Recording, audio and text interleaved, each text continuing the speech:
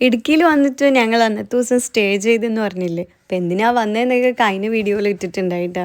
അപ്പോൾ ലൊക്കേഷനിലൊക്കെ വന്നിട്ടുള്ള first experience കൂടിയാണ് ഞങ്ങളുടേത്. റൂമിൽ കെറ്റിലൊക്കെ ഉള്ളതുകൊണ്ട് ചായ കുടിച്ച് തന്നെ മോർണിംഗ് സ്റ്റാർട്ട് ചെയ്ത്. ഇടുക്കിയിലെ ക്ലൈമറ്റ് നല്ല തണുപ്പുണ്ടായി. രാത്രി ഉറങ്ങിയത് തന്നെ ലേറ്റാ.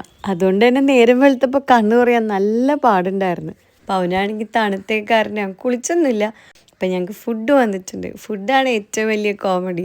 ഞാൻ പറഞ്ഞില്ലേ, ലൊക്കേഷനിൽ ഇങ്ങനെ ഒരു കെറ്റിലായിരിക്കും ഫുഡ് കൊണ്ടുവന്നത്. അതും ഒരു ലോഡ് ഫുഡ് ഉണ്ടായിരുന്നു. ഞങ്ങൾ 4 പേരാണെങ്കിലും 3-4 ടൈപ്പ് നാസ്ത തന്നെ ഉണ്ടായിരുന്നു.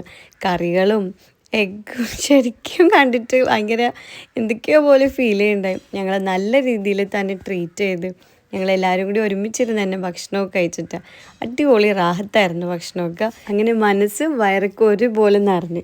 അപ്പം ഞങ്ങൾ ഇറങ്ങാനുള്ളൊരു തിരക്കും ബഹളത്തിലാണ്. അതിനിടെ ഞാൻ സൂം ചെയ്ത് നോക്കിയപ്പോൾ അവിടെ ഒരു വലിയൊരു ഇടിയൊക്കെ നടക്കുന്നുണ്ട്. കണ്ടാൽ അറിയാൻ വേണ്ടി പറ്റും.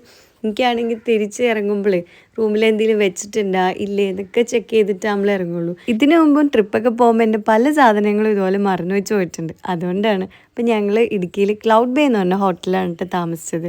ഇതിൻ്റെ ബാക്കിലൊക്കെ അടിപൊളി വ്യൂ ഉണ്ടായിരുന്നു. അപ്പോൾ അറിയണവർ കമൻറ്റ്